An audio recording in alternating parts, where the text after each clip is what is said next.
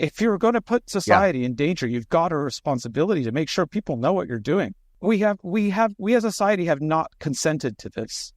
And we have not even had the potential to have informed consent. Because the people that are putting our lives in danger, sure, Dario Amodei makes a couple speeches now and then, but that does not fulfill the responsibility to ensure that our society is aware of what's going on. How can our society end this race if most people don't know what's going on? If they don't even know that there is a race, they don't have no idea how urgent and how close the point of no return could be. So, yeah, that's what we've got to do. Yeah. Are you encouraged at all by trends?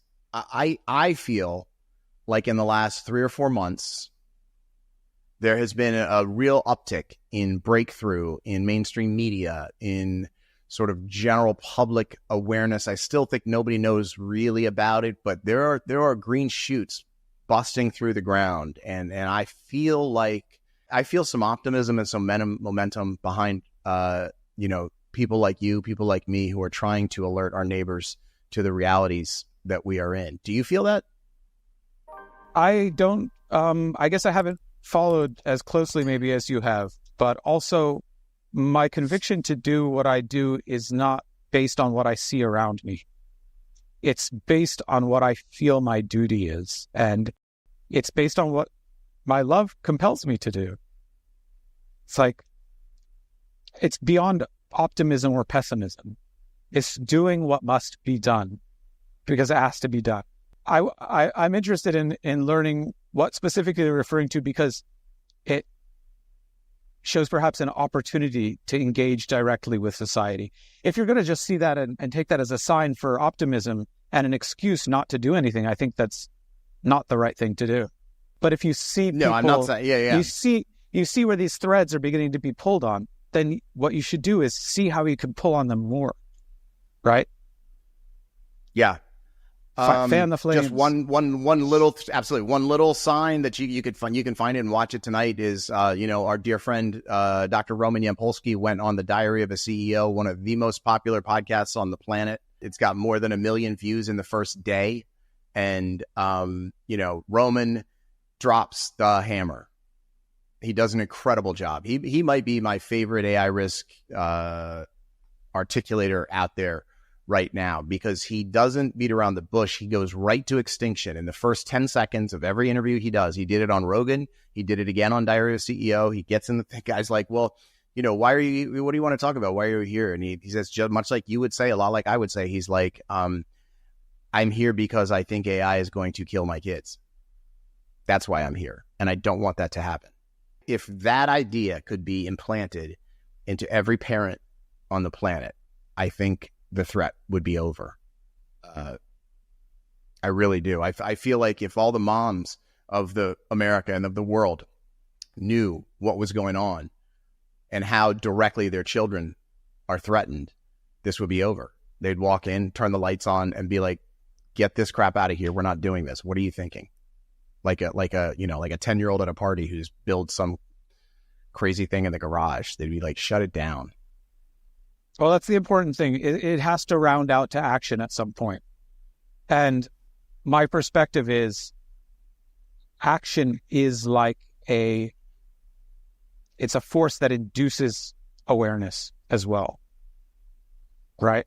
It's like you can say we need more awareness and we certainly need more awareness. But we also need the people who are already aware, and there are many of them, to take action consistent with what it means to be in an emergency. And so what do you say to just, the average viewer out there, right? I'm a viewer. I'm in Michigan. I'm in Ohio. I'm in wherever I am. I have a job. I have some family. What would you directly say to someone who sees you, who's inspired by the action you're taking? What would you encourage them to do? Well, I'm not going to give the usual spiel. Many people have said, you call your representative, call your... Sure, do that. That's not what I'm going to say to do. What I'm going to say to do is, in the past, many great social movements have been built, and they've been built with blood, sweat, and tears. we need people who are aware of this to start putting the resources up to get. I'll tell you, we need hundreds, we need thousands of mobilizers working full time to encourage and mobilize people to assert their right to nonviolently stop these companies. This is what I think is the path to awareness and awakening. So we need a mass movement. We need to build a mass movement. For some people, that might mean changing out of the work that they're doing. And we need to raise funds to allow people to begin working full time on this. It's insane to think that the world's not worth spending $10 a month to save, right? And it's insane to think that we're going to defeat these forces backed by hundreds of billions, trillions of dollars in capital without making sacrifices, whether they're financial sacrifices or the kinds of sacrifices that come with taking direct action.